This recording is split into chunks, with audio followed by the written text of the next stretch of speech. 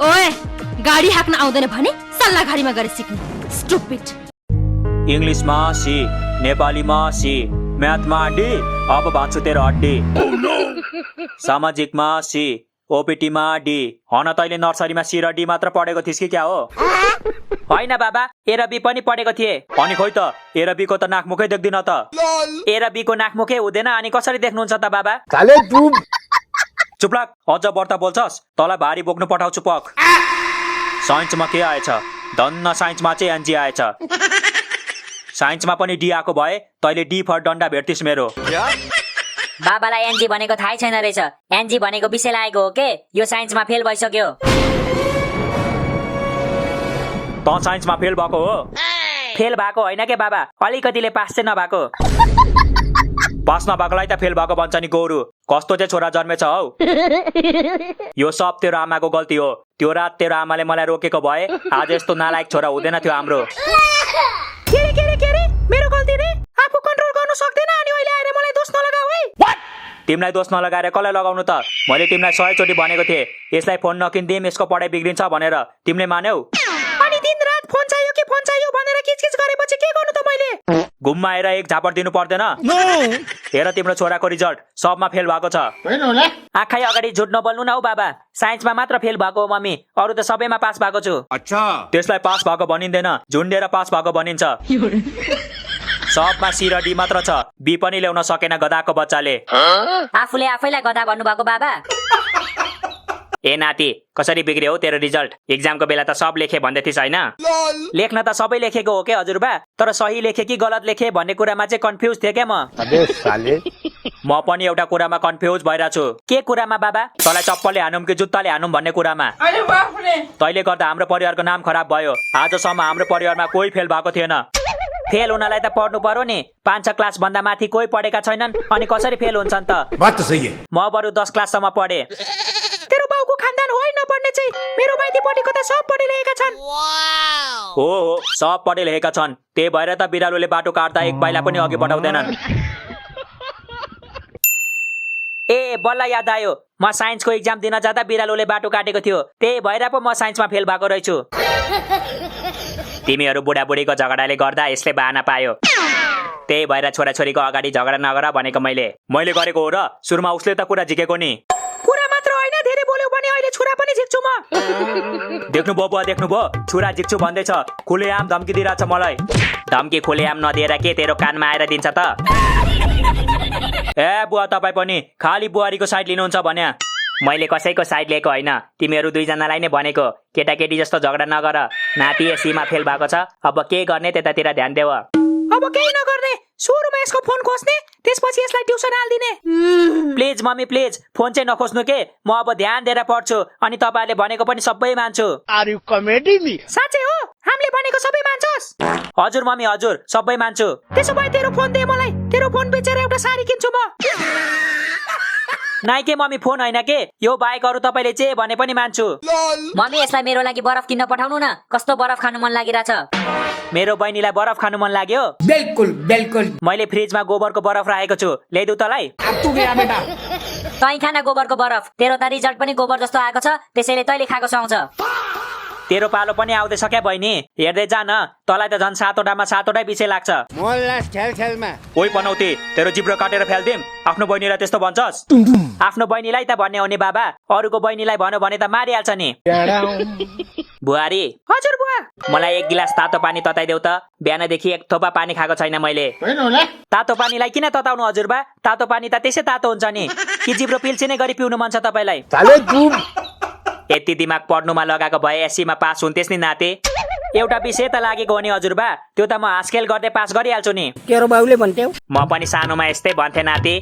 एक दिन भाग्यले म माथि यस्तो हास्केल गर्यो, मैले 4 वर्षमा पनि 4 क्लास पास गर्न सकिन। तपाई 4 वर्षसम्म 4 क्लासमै बस्नु भएको हजुरबा? के को बस्नु, म त स्कुलै जादिन थिएँ नि। दिनभरि बाख्रा चराउन जान्थे अनि रात परेपछि मादल बजाउँदै बस्थे। अच्छा, साच्चीकै मादल बजाउनुहुन्थ्यो कि हजुरआमालाई मादल बनाएर बजाउनुहुन्थ्यो हजुरबा? के भन्छ यो, साच्चीकै मादल बजाउँथे नि, तेरो हजुरआमालाई त पछि बजाएको मैले।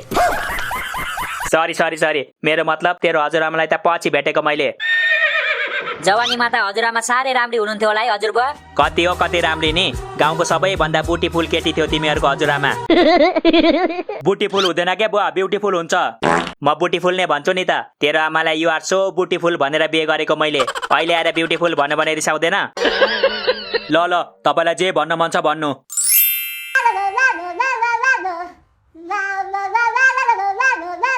हेलो हजुर बोल्दैछु, चोली खोल्दैछु होइन क्या, बोल्दैछु भनेको। भन्नुहोस् न के काम छ तपाईँको? के रे मेरो छोरा फेल भएको सबले थाहा पायो रे? कसरी थाहा पायो? हामीले त कसैले भनेको छैन त। मजा आ गया भाई। त फेल भएको कुरा सबले थाहा पायो रे। अब यो अनुहार कसरी देखाउनु मैले? अनुहार किन देखाउनु पर्यो बाबा? त्यही माथि तपाईँको अनुहार हेर्ने लायकको पनि छैन। अहिले एक बक्सिङ दिएर 5 फिट गाडिदिन्छु है तँलाई। मजाक चलिरहेछ यहाँ? छरछिमेकमा सबको छोराछोरी पास भएका छन्। पास मात्र होइन, कोही कोहीले त A+ पनि लिएका छन्। तै मात्र छस् फेल हुने। अब समाजमा बेइज्जत हुँदैन हाम्रो? समाजमा मात्र होइन, यसले गर्दा मेरो माइतीमा पनि बेइज्जत हुने भयो। त्यहाँ साइलीको छोराछोरीको नि A+ आयो रे। तेरो छोराको के आयो भनेर सोध्दै थियो। एकछिन ल, तिमीहरूको आवाज आएन भनेर फोन राखेर आएको छु मैले। चिन्ता नगर्नु के मम्मी, म छु त। म A+ लिएर देखाउँछु, त्यसपछि हामी पनि सबलाई फोन गरेर सुनाउनु पर्छ। शाबाश। अब त धेरै आस्था छोरी, तैले चाहिँ हामीलाई निराश नबनाउनु है। बनाउँदिन मम्मी, म वचनको पक्का छु के। यो जस्तो गफाडी होइन नि म। बिल्कुल। मलाई पनि नातिनी माथि पुरा विश्वास छ। हजुर बुवाले 4 कक्षा पास गर्न नसके पनि नातिनीले चाहिँ धेरै पढ्नु ल। हजुर बुवा, तपाईलाई म माथि चाहिँ विश्वास छैन? छ नि नाति, मलाई त माथि पनि पुरा विश्वास छ। त एक दिन अवश्य खाडी जान्छस्। ठिक छ हजुरबा, आज आएर तपाईले पनि मेरो साथ छोड्नु भयो होइन? आज होइन, मैले त धेरै अगाडि तेरो साथ छोडिसकेको नि नाति। त्यो त घरिघरि तैले खैनी चुरोट ल्याइदिन्छस् र पो साथ दिएको नाटक गर्छु त। सुनेश, अब जा गएर पढ कि ब्याक एक्जाममा पनि फेल हुनु मन छ तँलाई? म पास भए नि फेल भए नि तपाईहरुलाई के फरक पर्छ र? तपाईहरुलाई त केवल आफ्नो इज्जतको पर्वाह छ। Emotional damage. मैले राम्रो गरे भने मेरो छोरा अनि नराम्रो गरे भने उता जा मोरा, यही हैन त तपाईहरुको फिलोसफी? बस अब मलाई पुग्यो। मलाई यो स्वार्थी संसारदेखि केही अपेक्षा छैन। के बोले भाइ? धेरै नाटक नदेखाइ गोरु। एसई पास गर्न सकेको छैन, ठुलठुलो कुरा गर्छ। अच्छा, एसई पास गरेकोले मात्र ठुलठुलो कुरा गर्न पाउँछ भनेर कहाँ लेखेको छ र बाबा? तँलाई अलिकति पनि दुःख लागेको छैन छोरा? म त सानोमा फेल हुँदा 3 दिनसम्म खाना खादिन थिए। Are you comedy me? अनि 3 दिनपछि तपाईलाई पास गरिदिन्थ्यो त टिचरले? टेन्सन भएर चाहिँ खाना खादिन थिए भनेको? यो कस्तो प्रजातिको छोरा जन्मेछ हौ? म होमोसेपियन्स प्रजातिको हो मम्मी, जसलाई ह्युमन बिङ पनि भनिन्छ। अबे साले, होमोसेपियन्सको स्पेलिङ थाहा छ तँलाई? के अर्थै नबुझी भनेको? हेर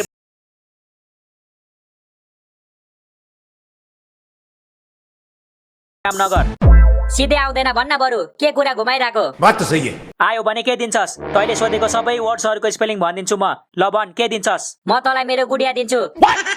तर तैले भन्न सकिनस् भने तेरो फोन मलाई दे है त। मलाई माफ गरिदिनुहोस् मिस, म केहीको पनि स्पेलिङ भन्न सक्दिन। तपाईले जित्नु भयो, कृपा गरेर मेरो फोनलाई चाहिँ बक्दिनुहोस् प्लिज। झुक्के रहना पड़ेगा मेरे आगे। कसको कल आयो फेरि? हेलो, को बोल्नु भयो? राकेशको साथी? अनि मलाई किन कल गरेको त बाबु? त्यसलाई नै गर न। ए ल ल बाबु, ल ल म भनिदिन्छु। ओइ, तैले साथीको फोन किन नउठाएको? हिजोदेखि 20 चोटि कल गरिसक्यो रे त। बिचरालाई आफ्नो रिजल्ट सुनाउन लाज लाग्यो होला नि त। लाज लागेको होइन, रिजल्टको त मलाई बालै छैन नि। मैले इक्जामको बेला त्यसको 100 रुपियाँ चलाएको थिएँ, त्यही माग्नलाई कल गरिरहेछ त्यसले। अनि साथीको पैसा किन फिर्ता नगरेको त नाति? पैसा भए पो फिर्ता गर्नु। मैले त मेरो A+ आउँछ, त्यसपछि बाबालाई पैसा मागेर फिर्ता गर्छु भनेर सोचेको थिएँ। तर के गर्नु, सोचे झै जिन्दगी रहेनछ। अरूको पैसा चलाएर त्यसरी इग्नोर गर्नु हुँदैन नि नाति। म तँलाई पैसा दिन्छु, जा फिर्ता गरेर आइज। हुन्छ हजुरबा, हुन्छ। 200 रुपियाँ दिनु ल। 200? अघि त 100 रुपियाँ भनेको होइन? अर्को साथीको पनि 100 रुपियाँ चलाएको छु के, त्यसले त झन् 1 हप्तादेखि फोन गरेको गरेछ। वो अलग ही लेवल का बंदा था। त पनि तेरो बाउ जस्तै मगन्ते हुन थालिस्। हामीले तँलाई खाना लाउन दिएको छैन? खाना लाउन मात्र दिएर हुन्छ, यसो कहिलेकाहीँ पकेट मनी पनि दिनु पर्यो नि। ए बुढी, म चाहिँ कसरी मगन्ते भयो हौ? मैले कसलाई के मागेको छु र? मलाई माग्छौ नि? छिनछिनमै बुढी चिया, बुढी कफी, बुढी भात, बुढी दाल, बुढी खाजा, बुढी दुध, के चाहिँ माग्दैनौ तिमीले? अनि तिमीलाई नमागेर कसलाई माग्नु त बुढी? कि अर्को बिहे गरेर ल्याउनु? जाऊ ल्याऊ, जतिवटा ल्याउनु छ ल्याऊ। एकलाई भुतालेर पठाइन छु भने मेरो नाम पनि दिलकुमारी होइन।